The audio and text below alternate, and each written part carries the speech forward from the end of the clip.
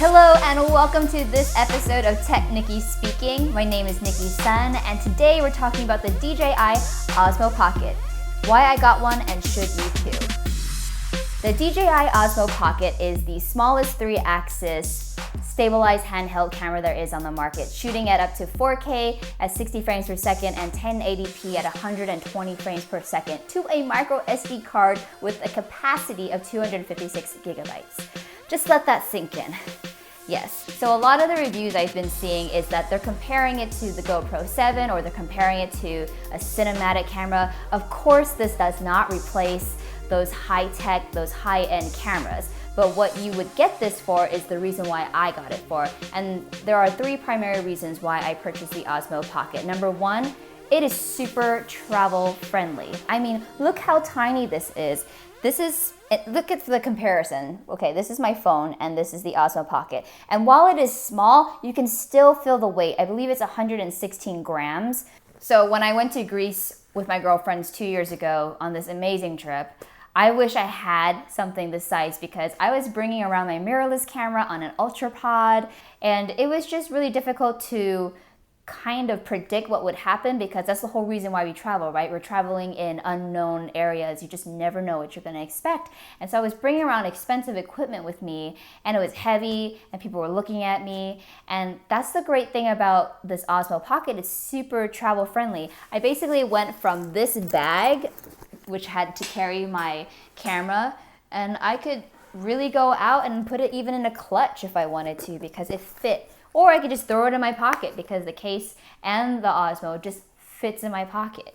Should you add the phone adapters for either the Android or the iPhone, the case actually wraps around it. So if you want to keep that connector in there the whole time, you don't have to keep removing it and putting it back in. So it was a great design for the case as well. The second reason why I got the Osmo Pocket is because of how vlogger friendly it is. Now, I don't consider myself a vlogger, but I've been trying to find another tool to bring with me while I'm on set that's a little bit more inconspicuous than, let's say, a mirrorless or a DSLR camera. And this is so much tinier. It also helps me power on really quickly to capture those moments and I don't have to leave it on the entire time. Now we'll power it on together so you can get an actual sense of how long it takes to power on. I hold the right button down.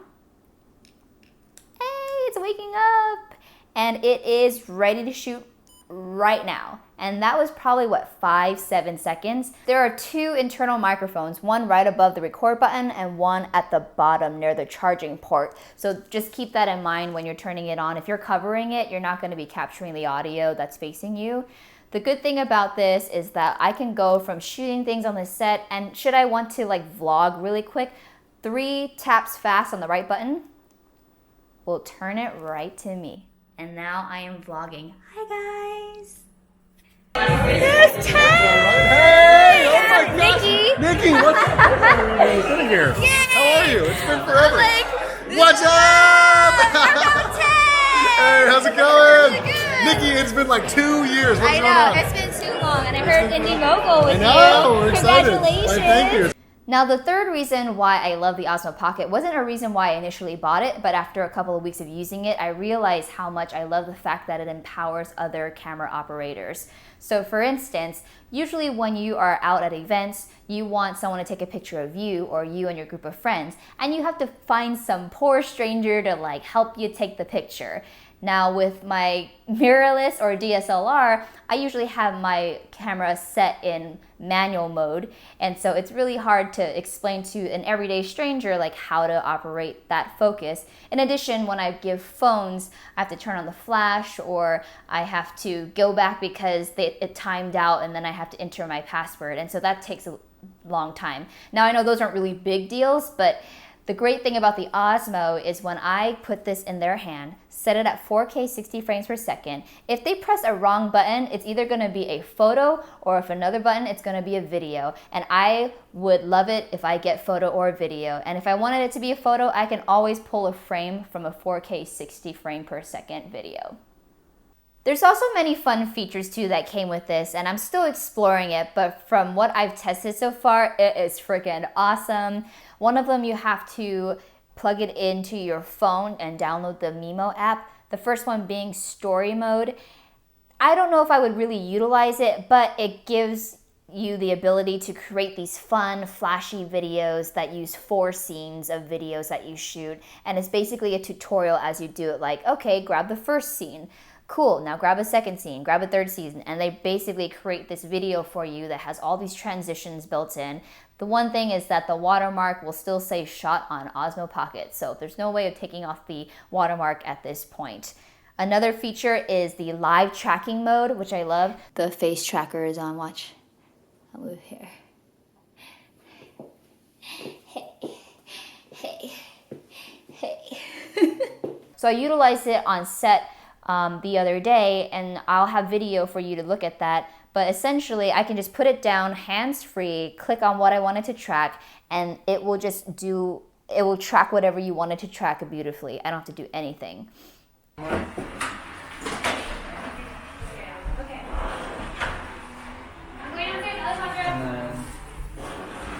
Somewhere like there, maybe? There's also a slow-mo mode. Can you say that 10 times fast? And it allows you to just shoot everything in slow-mo. There's also a time-lapse mode in which you can set Osmo up to do a time-lapse, for example, of the sunset. And not just get the video in frame, but because it is a gimbal, it can move however you want while the sun is setting. So that's pretty sick. There's also a 3x3 mode within the panorama settings that is pretty cool. I will say though that it takes a long time to actually capture 9 images and stitch it all together. So if you're trying to capture something where there's a lot of motion in the background, it's gonna come out blurry. I see this in situations like when you're traveling or you're hiking and then there's the Grand Canyon and you want to capture all the beauty and you in the foreground and there's nobody else in the shot. So this is what the 3x3 does. It sets it up. I hold the Osmo, it does its thing. You see how his head's turning? This is the second layer. And this is number 7, 8, and 9. Oh my gosh, you guys are gonna see like part of my house. So I got the Osmo Pocket for those reasons stated above, but there's still a couple of things that I wish that were available for this version of the Osmo Pocket. Disclaimer, I have already updated my firmware to the latest version, so now all the pro settings that you would have to access only through the app is now actually built in on the camera itself. So I can access exposure settings, and I can access the cinelike-d mode within this body. So I don't have to attach it to a phone. I really don't want to have to start attaching things because it defeats the purpose of why I got the Osmo Pocket in the first place. I don't want to have to be purchasing a mobile bracket and have a phone and a Rode mic and a little tripod. Like, this is literally why I bought it, just so it can be like this. That being said, I do wish they had a quarter thread for a tripod because there is no way to affix this to a tripod anywhere. So if I wanted to, say, for instance, do a stand-up and bring it to a convention and interview someone at a trade show, I'd have to either hold it or put it down at a table my length versus just putting it on a tripod. I think that would really be a game changer for me personally by having a quarter thread tripod mount on the bottom. Another thing is having a reliable mic adapter. The great thing is the mic captures my voice pretty decently, but if I were to record somebody else, the audio, it could be improved. It's not like 100% the best. Joe has brought us out because we're so excited to shoot 60mm film on this RESR3. It'll be a lot of fun.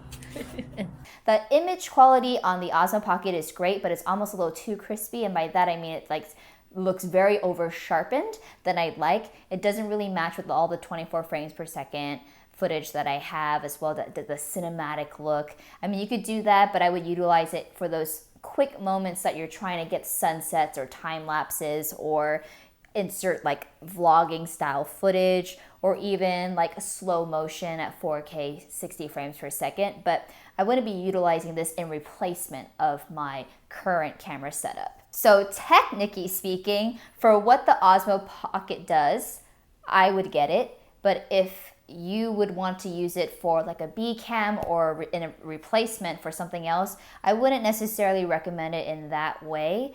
I only would recommend it in personal daily use, or just to get some fun shots, and especially if you're traveling like I do.